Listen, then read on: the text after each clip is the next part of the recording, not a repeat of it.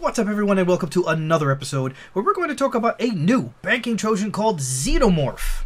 You might remember the episode I did on Flubot joining forces with the Medusa malware, which helped that info stealer / banking Trojan spread like wildfire in the Android App Store. Now while that Trojan is not only a banking Trojan, the recent changes in malware as a whole that now allow them to bypass Android's recently integrated security mechanisms show just how easy it is to get infected by any of these Trojans. Now, in case you missed the episode on Flubot, the link is above.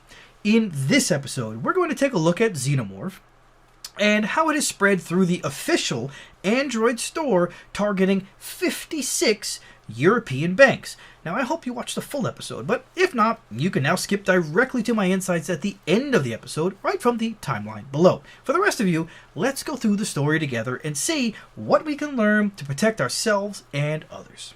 Oh, drat these computers. They're so naughty and so complex.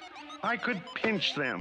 Researchers from ThreatFabric have spotted a new Android banking Trojan dubbed Xenomorph, distributed via the official Google Play Store that has over 50,000 installations. The banking Trojan was used to target 56 European banks and steal sensitive information from the devices of their customers. The analysis of the code revealed the presence of not yet implemented features and the large amount of logging that this malware does, a circumstance that suggests that this threat is under active development. Xenomorph shares overlaps with the alien banking Trojan, but it has functionalities radically different from the ones in Alien.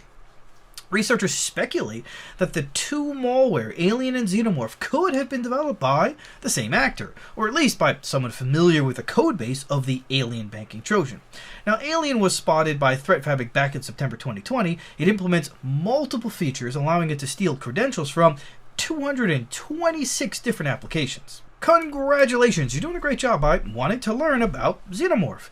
I appreciate your support by watching my episode about it. If you're new to my channel and have not already, please consider subscribing to my channel and smashing the bell to be notified when I upload new episodes where I give you insights into the newest important cybersecurity news stories like this one. With my insights, you can be better prepared to protect your company, your family, and yourself against these and other cyber attacks. So, hit that subscribe button and let's continue to learn about this story together. Sticking with the Alien malware for a second, the Alien operation was providing a malware as a service, and it was advertised on several underground hacking forums. According to researchers, Alien itself borrows portions of the source code from the Cerberus malware.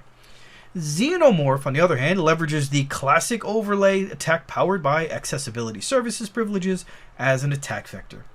Once the malware, the Xenomorph malware, is up and running on a device, its background services receive accessibility events whenever something new happens on the device.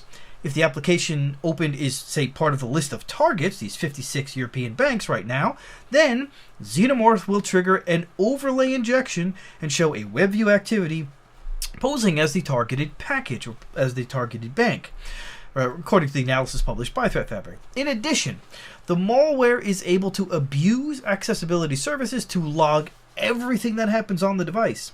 At the moment of writing of the article, all information is that's gathered is only displayed on the local device log, so it's not passing that activity to the threat actors. But in the future, a very minor modification would be enough to add key logging and accessibility logging capabilities to the malware. ThreatFabric pointed out that Cerberus operators attempted to sell their project because several issues in the malware remained unsolved for a long time due to shortcomings of the development team in the criminal gang. The delay in addressing the problems allowed Google Play Protect to detect the threat on all infected devices. Alien is not affected by the same issues, and in turn, Xenomorph is also not really affected by those issues. Alien implements remote access features into its codebase. Xenomorph was able to bypass Google Play Store security protections. Researchers found it on official store masqueraded as productivity apps like one called Fast Cleaner. The surfacing of Xenomorph shows, once again, that threat actors are focusing their attention on landing applications on official markets. This is also a signal that the underground market for droppers and distribution actors has increased its activity, considering we just very recently observed the Medusa at Flubot and Cabassos also being distributed side by side, concludes the report. Xenomorph currently is an average Android banking Trojan with huge untapped potential, which could be released very soon. Modern banking malware is evolving at a very fast rate, and criminals are starting to adopt more refined development practices to support future updates. Xenomorph is at the forefront of this change. So, what can we learn? I'm going to say something that nobody else is willing to say. Can I say it? Should I say it? Who knows? But I'm going to say it anyway.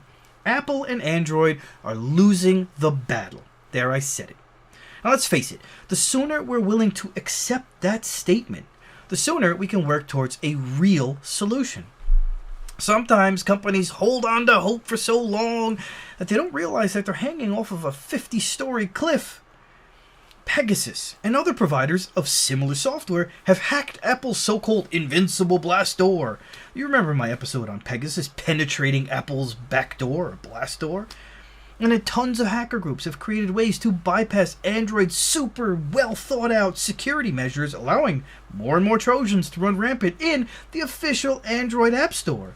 They use accessibility tricks to get people to install Trojans, or they use dripper apps that, slowly through updates, install tiny additions until the complete Trojan or malware payload is on your phone.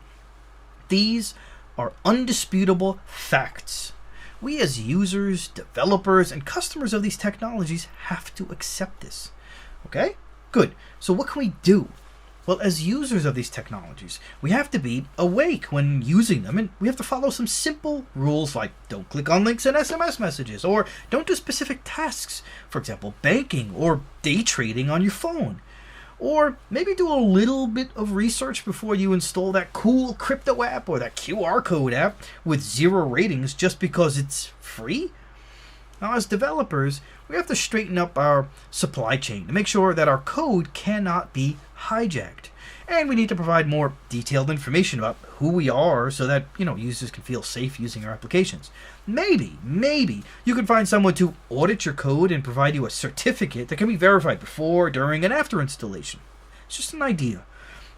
Now, as customers, we have to push back on Apple and Android and demand they do more to protect us from these types of attacks.